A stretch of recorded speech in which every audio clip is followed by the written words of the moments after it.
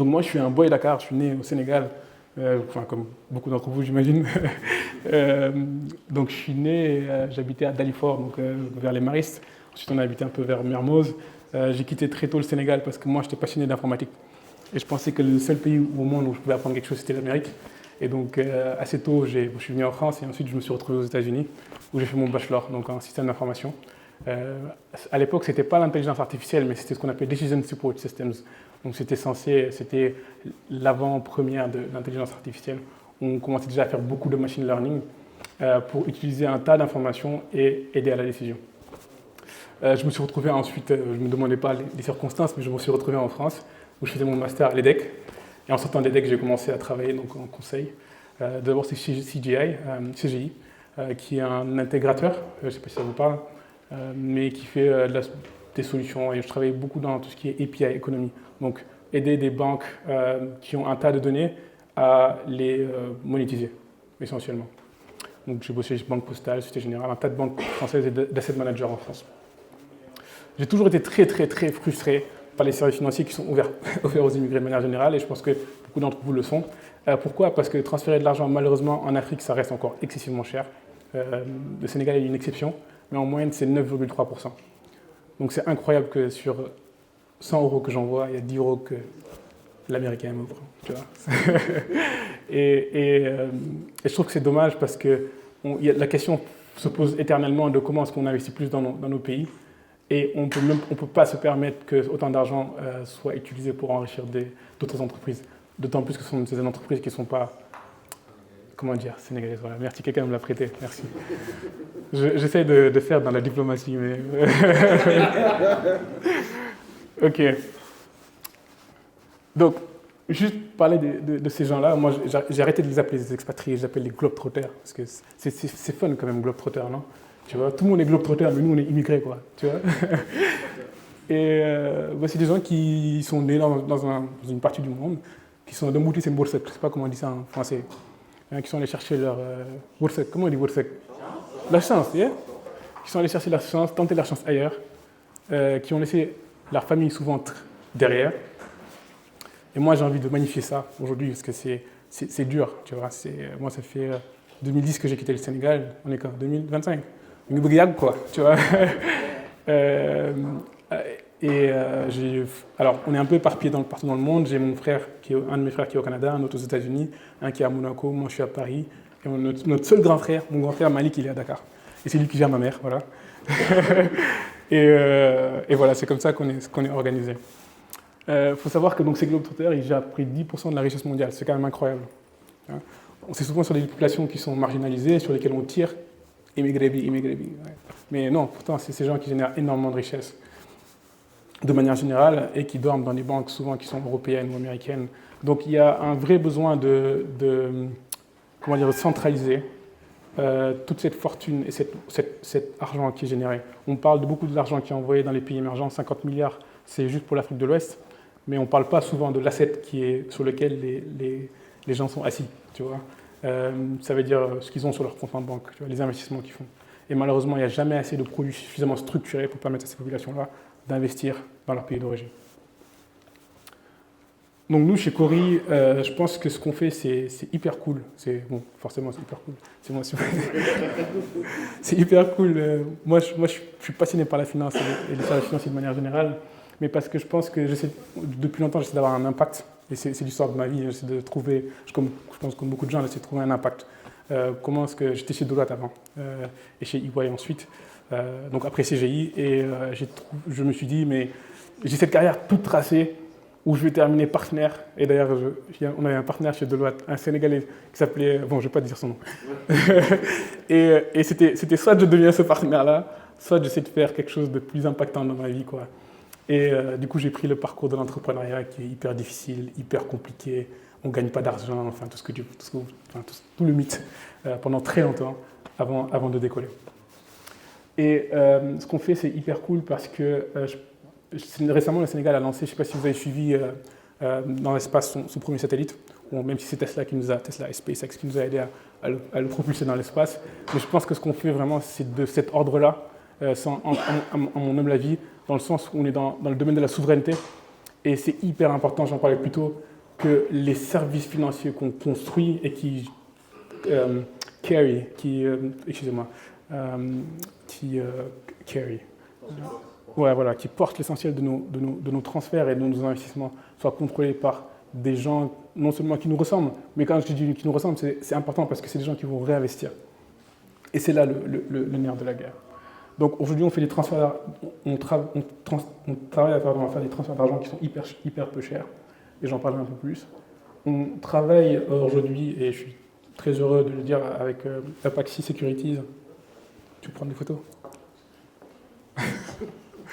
On travaille aujourd'hui à investir à travailler avec Apaxi Securities, Asset Management, pardon, pour aider les Sénégalais de la diaspora et les Ivoiriens bientôt à investir directement dans un fonds commun de placement qui va investir dans des bons du Trésor et titres assimilables. C'est quelque chose d'assez nouveau. C'est des rendements qui sont assez exceptionnels. On est sur des rendements de l'ordre de 7%, qui vont permettre tous les mois de mettre 100 € sur un fonds commun de placement qui va investir dans la Sénélec ou dans le développement de l'économie réelle du Sénégal. Et je pense que ça, c'est vraiment une manière sécurisée de permettre à cette diaspora-là. Il y a d'autres moyens d'investir, mais de permettre à cette diaspora-là d'investir directement. Aussi, on a été contacté récemment par Invectus, qui est en train de gérer en ce moment la levée de fonds de l'État du Sénégal. Je ne sais pas si vous en avez entendu parler. Les 150 milliards que l'État du Sénégal est en train de lever là. Pardon? C'est un appel à l'épargne publique.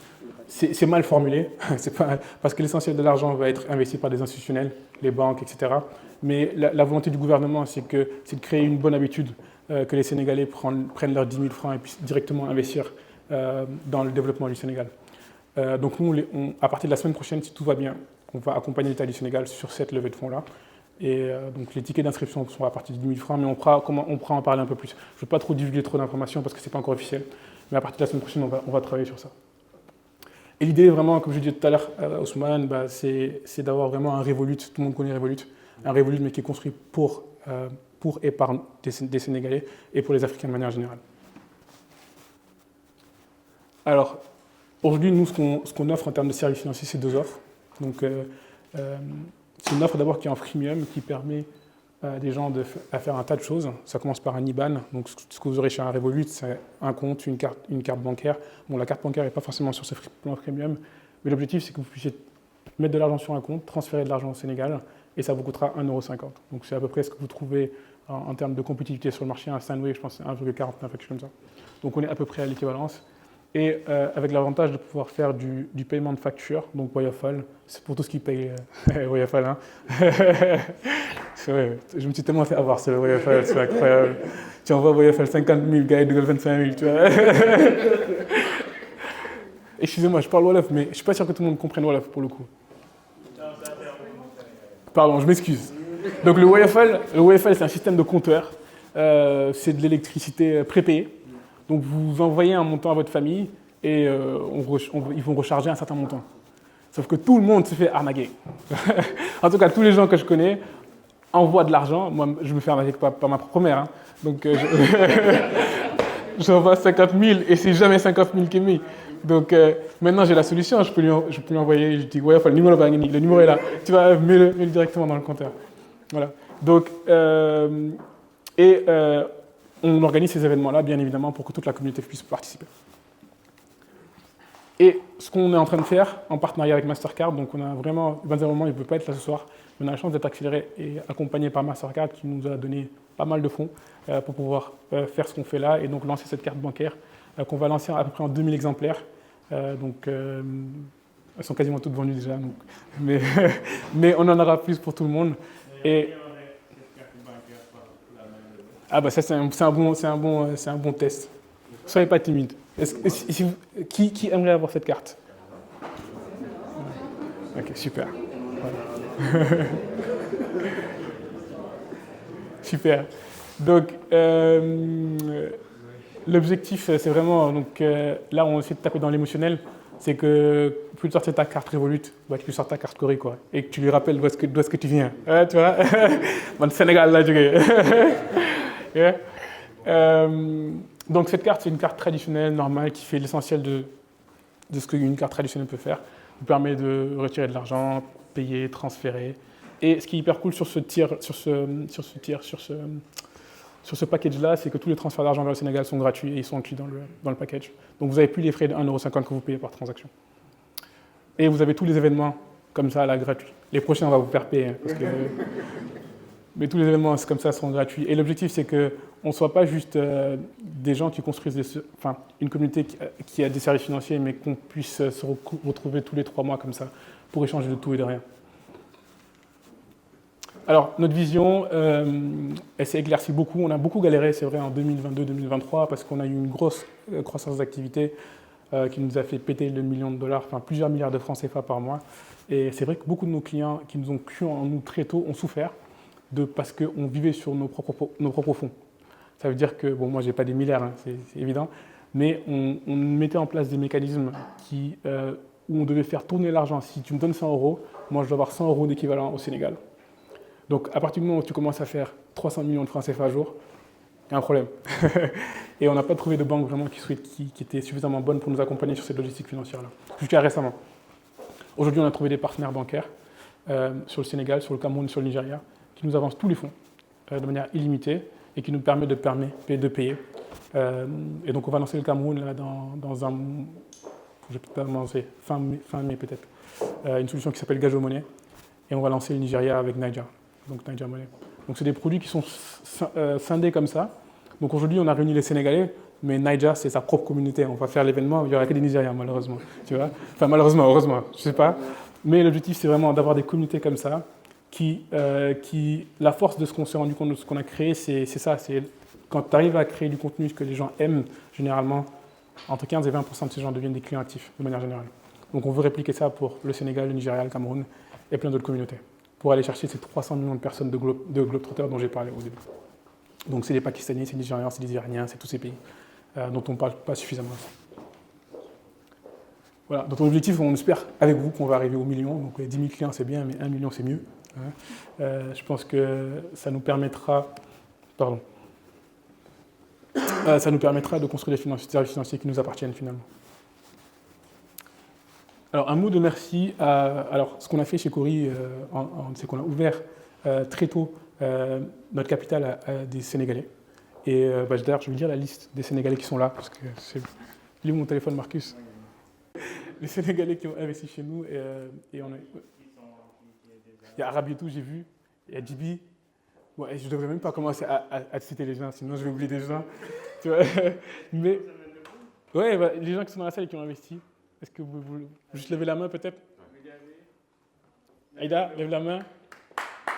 Merci. Vraiment, mais je trouve ça impressionnant parce que c'est des gens à qui on est venu pitcher un truc et ils ont dit « Ah, on y croit », tu vois. Et ça, j'ai beaucoup de respect pour ce genre d'initiative-là. Donc aujourd'hui, on a créé quand même une communauté d'investisseurs qui nous aident sur plein de sujets, des sujets plutôt de DevOps, des sujets financiers, des sujets de croissance. Et on est très heureux parce que ce sera un succès qu'on partagera avec tout le monde. Donc je voulais encore les remercier de cet investissement. C'est vraiment. Merci beaucoup. Baobab Connect, 2e édition. T'as intérêt à venir, hein, parce que sinon, il n'y a que les absents qui ont tort. Oh, Cori Money daal suñu moomeel la yaa ci des kaay bokk waxal say mbokk ñu ñëw bokk ñun ñëpp a ko bokk.